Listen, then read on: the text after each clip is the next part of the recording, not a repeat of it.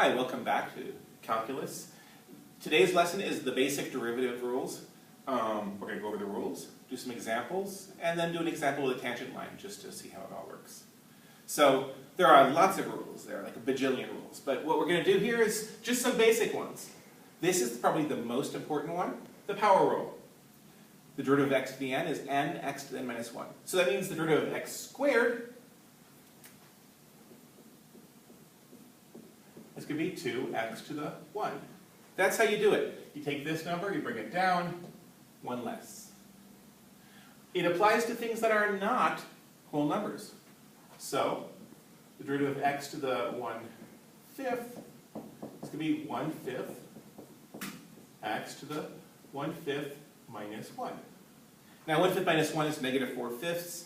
We'll do some examples and see how it all plays out in a second. These two rules are also important. They make derivatives a linear type operator. If you add two functions, the derivative is the same as adding their derivatives, subtracting the same. Notice this is adding and subtracting, not multiplying, not dividing. Those are special, they'll come later. If you multiply by a number, the derivative is just the number times the derivative of the original function. This is really important, and it makes a certain amount of sense. If you think about the derivative as the limit, and you put 2's in front of every one of the f's, you can factor that 2 out just here. Now, then some more specific ones. This is sort of an application of the previous rules, but if you have a line and you take its derivative, well, the derivative is the slope of the tangent line. So if you have a line, the tangent slope is that same slope. So the line is just, its slope is the derivative. That's its slope. E to the x, its derivative is e to the x. And for another power, b to the x, its derivative is b to the x natural log of b. Where does that come from? It comes from the formula and the limits, and we can look at those another time. But for right now, these are the rules we're going to use. It may not seem like a lot, 6 rules, but it gives us a whole lot of things to work with.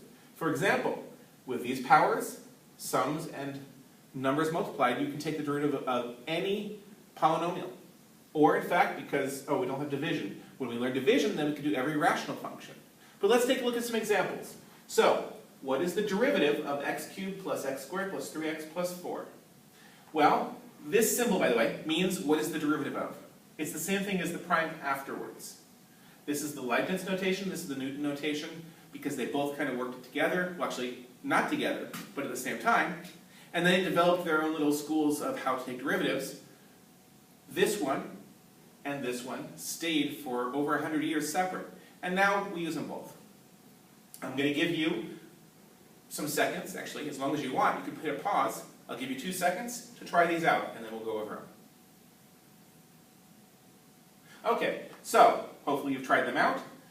What do the rules say? Well, the rules say that you can split apart a derivative at a plus sign and take the derivative of each piece.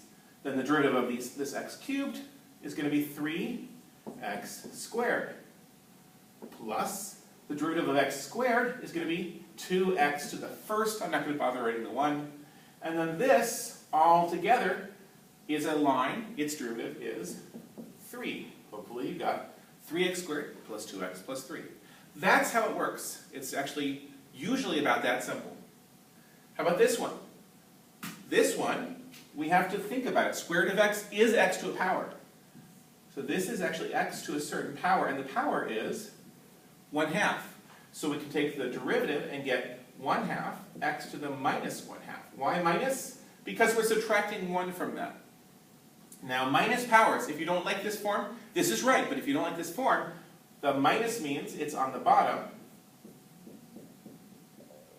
and we can rewrite this as 1 over 2 square root of x.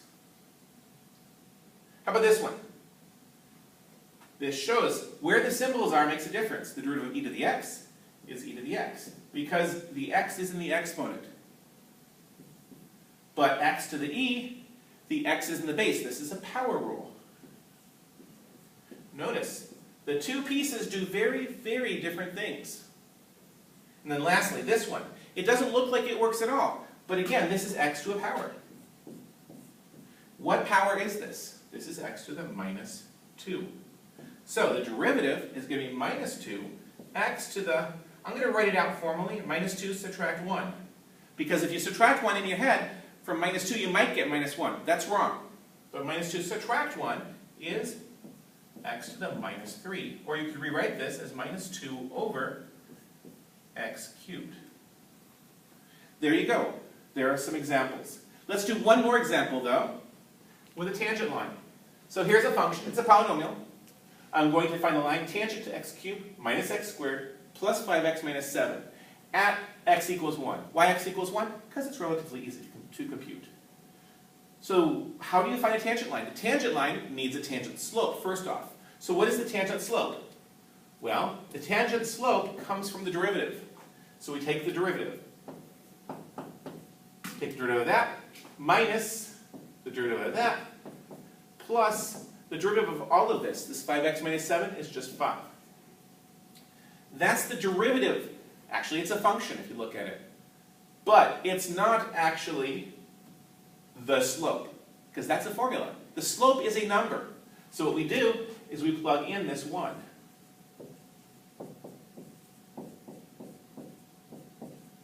Plug it in for the x's. 3 minus 2 plus 5 is 6. So the slope is 6. So how do you find the tangent line? Y equals 6x plus, well, plus something. And we just have to figure out what that something is. And how do you do this? You do it with a 1 for x. And what do you use for y? Well, we're using the base point right here. And hopefully you can see it's about minus 2. Maybe I drew it a little off. But we can plug it in. 1 minus 1, that's 0, plus 5 minus 2 is minus 2.